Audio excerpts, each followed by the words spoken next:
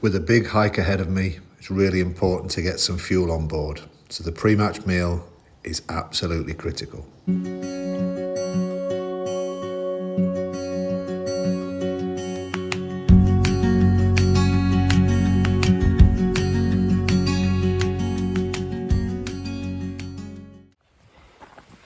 So we're off, lighter lunch than the last trek, trying to learn from my mistakes, and we're heading now up.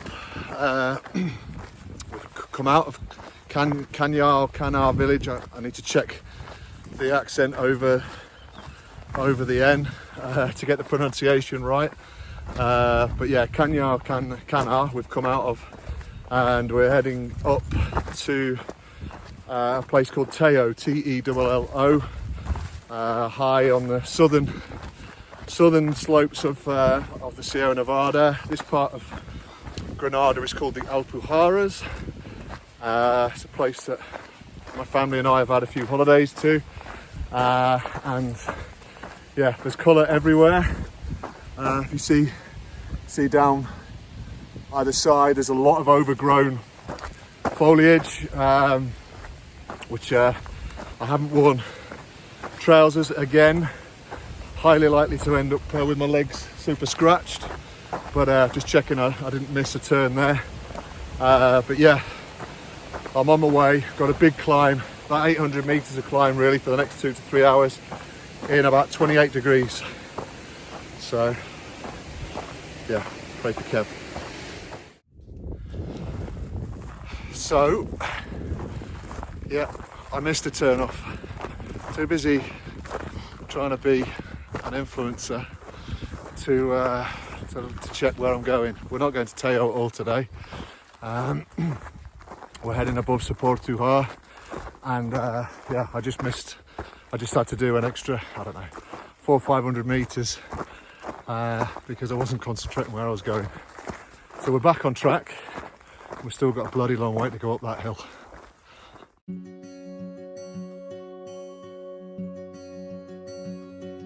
If you watched my recent video in the Sierra Nevada, you'll know that an era is an ancient threshing circle found on farms in southern Spain. I'm not trying to compete with Taylor Swift here, just a tip of the hat to my daughter.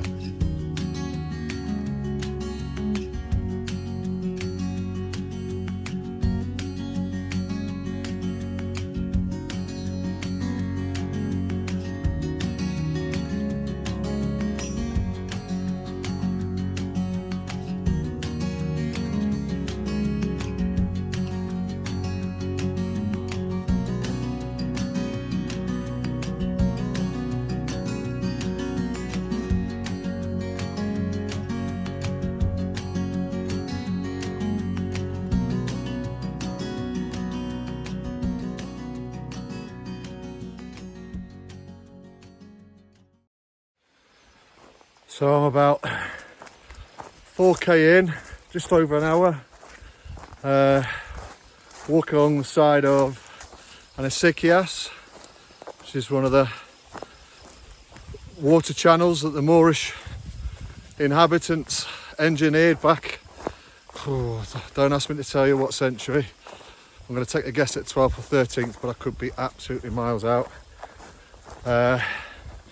So yeah, these water channels just basically bring water down from the snow melt and the caps, the snow caps, and then they're distributed to the villages around and to the landholders, the farmers. Some of them have got more modern systems with kind of automated sluices, and some of them have got their own kind of I forget what they call them. I'm going to say an acequiero, someone who's basically nominated to manually go and change and redirect the water to different plots in the community. And it's at the end of the day, they're just streams, right? But they're streams of snow melt. They're just, and pretty much, well, they do run all year, most of these, once you get higher up, because the ice underneath the surface during the summer continues to melt, and so it's pretty much a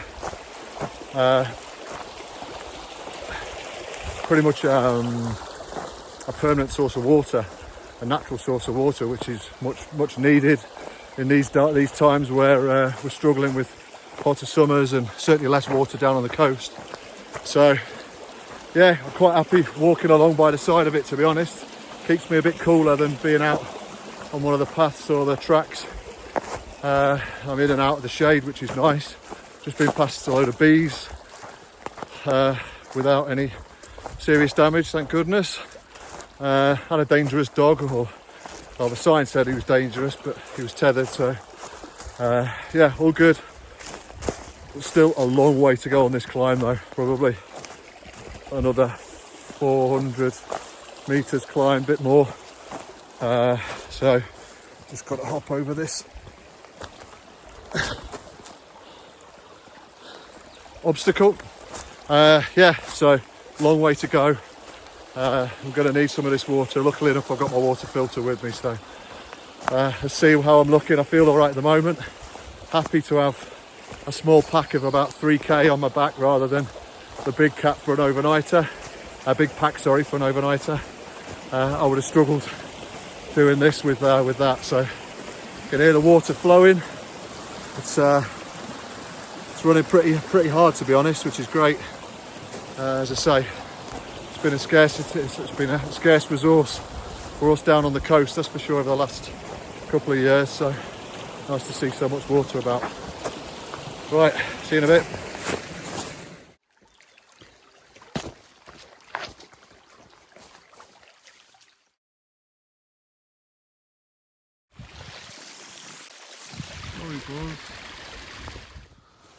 With incredible bravery, I went about the rescue mission. Gorse bushes, thorns, impassable terrain, but none of it was going to stop me from going and getting my friend Buzz. I'll get you, Buzz. I'll always be here for you.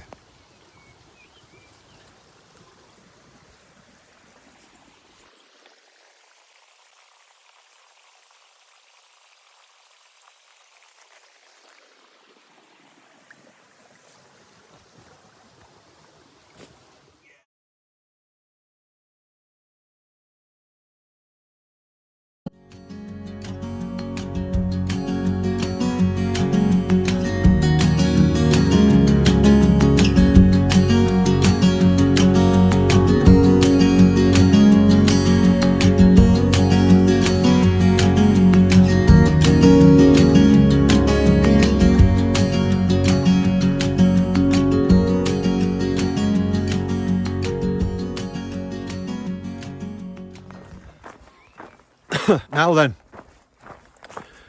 just over 2 hours, just over 8 kilometres, just over 650, and I've just got to a dead end, or so it seems. I've already been past one of these.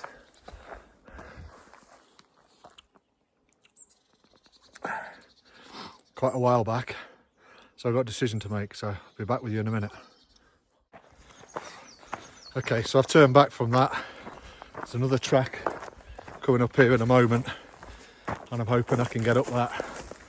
So it's another pray for Kev. Okay, so far so good. There's a few barriers and a few kind of do not cross signs further down, but the way I've come, there seems to be a pathway. And seems all right. I'm into this kind of meadowland with a kind of cortillo just behind me there, but it doesn't seem to be inhabited. There didn't seem to be any dangerous dogs, as I've seen a couple of dogs that frightened the life out of me earlier. Luckily enough, they were quite friendly and their owner was not too far away. But yeah, I'm getting tired now, but luckily enough, probably only got about another kilometre to go before I get to the head of the barranco. Somewhere actually just this side of the house. What am I doing now? What am I doing with my finger? Somewhere about there. That's going to be about 1700 metres high. And then it's pretty much all downhill from there. So I've just got the task of trying to find my way across this. Now some bushwhacking again to get onto the path. I might actually have to follow this round. Yeah, I have no idea I'm going to get out of here, to be honest. I have a feeling I'm in a bit of a bowl, but let's see.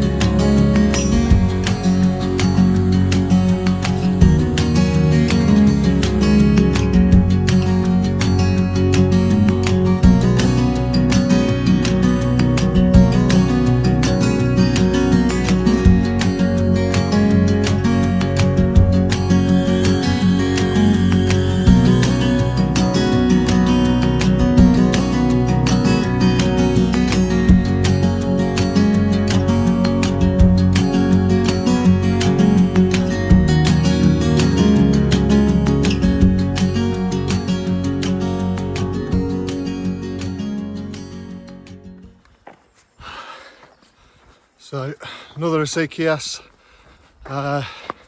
surrounded by a lot of new friends. Flies are enjoying being around sweaty Kev. I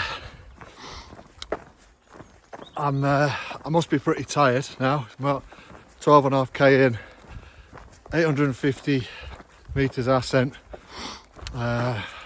Just went on a bit of a what my wife would call a Kevy tour. Hi darling. Yeah, so completely missed this lovely path that runs along by an acequias, which is running down through the woodland. And so yeah, scrambled down, realised I was going to hit some kind of rock face where I couldn't go on, and so I had to scramble back up again. So getting pretty tired, I gotta say. I think I've probably still got about 9k to go, but still absolutely beautiful, which more than makes up for the flies, the sweat, the achy legs, and the piss poor navigation skills.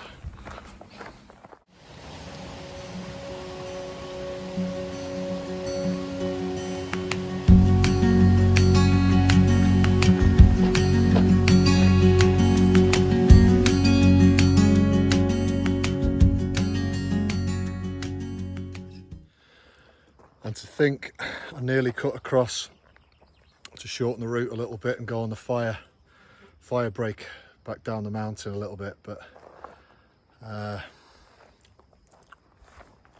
this place is well, it's pretty well worth waiting for. Viewing platform here, so I'll keep you with me as I come around here. And we'll start there, and we'll go around, looking over the Sierra Contra Viesa, which is on the other side of the valley down by Orgiva. Then we have 3 villages behind me: Pampaneira, Bubion, for those of you who are still schoolboys, I'm sure you'll enjoy that one. And then the last one at the top is Capilera, which is where a lot of mountaineers access the mountain right at the top, which is there, which is called Molathen. The one that's a little bit more snow caps, my goodness me, I'm tired.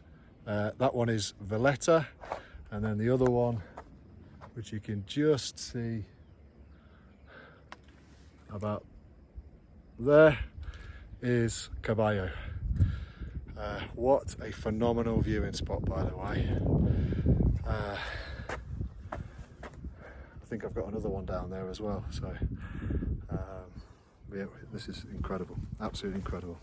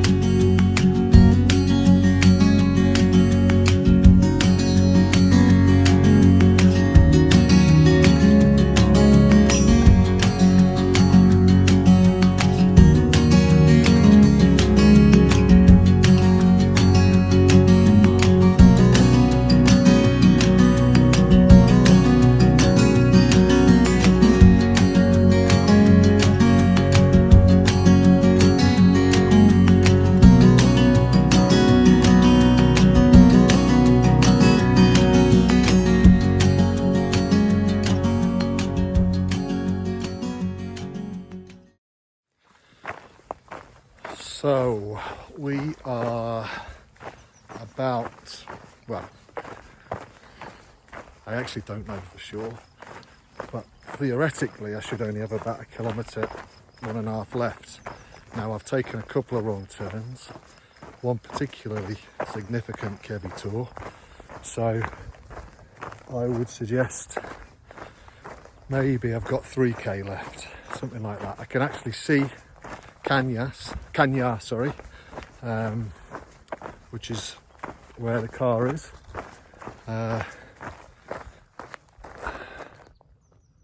It's somewhere about there. You might not be able to see it because of the sun, but it's on the other side of that barranco, that valley, that gorge, and I'm pretty sure that's going to mean I'm going to have some down and up, even though the original plan didn't look like it did. So let's see. But it's been an amazing walk. Legs are tired, down to a couple 100 mils of water. I've probably got through 3 litres on this walk. It has been really hot. I mean, it was showing 32 down in Orgiva. I'm not sure it actually was, to tell you the truth. I think that was just an isolated spot, but still high 20s, and I'd hazard a guess it's still at 23, 24 now. So it's been a sapping one in terms of the heat, but phenomenal. Those views before, I think that lookout, the bottom lookout on the rocks, was the best view I think I've ever seen. It had so much in it, like 3,000 metre peaks, beautiful whitewashed villages, like long distance views across the other side of the rivers. There's the confluence of 3 rivers where Chris Stewart, the author of Driving Over Lemons, moved to, where his farm is. Famous author, former band member of Genesis in the very early days of Genesis. Yeah, he's made this part of the world fairly popular for Brits. It was one that probably, I think, in the early 90s I'm going to say, kind of initiated a bit of a rush for Brits to come across on holiday, or to have a look at a second home, or to move, having been inspired by what Chris Stewart and his wife and daughter did when they moved here. And I'd recommend those books to anyone. They give a really good insight into Spanish life, into rural Spanish life in Andalucia. Yeah, really quite humorous, quite funny. Obviously means a lot to me and to us as a family, I suppose, because we've moved here to this amazing country. But yeah, I'd recommend them to anyone. So, not too far to go now. Let's hope that this barranco isn't going to have me going right down and then right back up again. Otherwise, you might see tears from Kev. Pathway located, heading down into the barranco, but if you see just about there, pathway around to Cáñar, which looks like it's downhill. So perhaps the initial route plan was right. Thank goodness. But going to be a couple of beautiful views up the valley, I suspect, in a minute.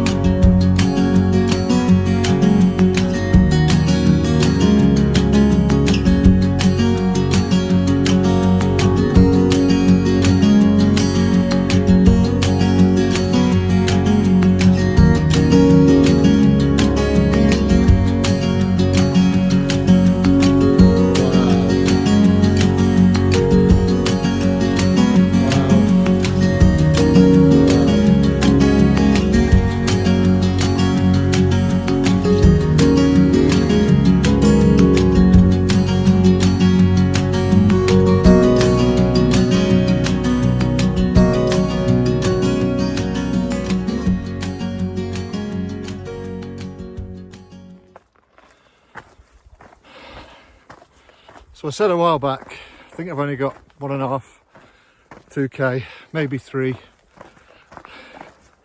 I think it's been about 5k since then, and I'm still not there. But wow, the last part of this has been absolutely just no words, no words. Incredible. Let's say I'm on 24k now, but to be honest, it's been well worth it. And I'm just about to get to a lookout point on the edge of Cáñar.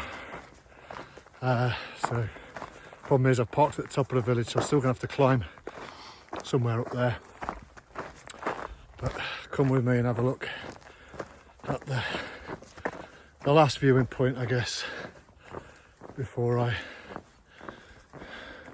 go and get my car. It's hot down here as well. You might have seen these views a couple of times by this point in the video, but to be honest, I don't really care.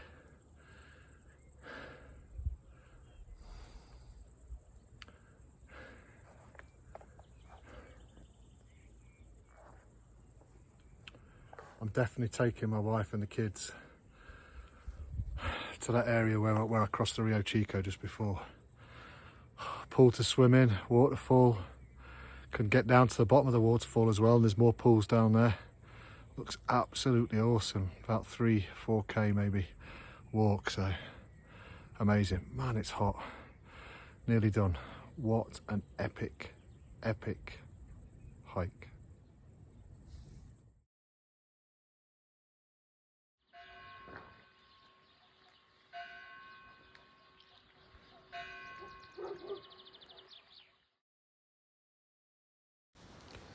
The end of May in Andalucia is a hot time to be walking and doing so much ascent. 25 kilometers and about 900 meters of ascent is a big ask, but it was an incredible day. Beautiful scenery, and I love the fact that, despite the fact I was pretty tired towards the end, that last 3-4 kilometers from the Rio Chico was just out of this world. An incredibly beautiful walk.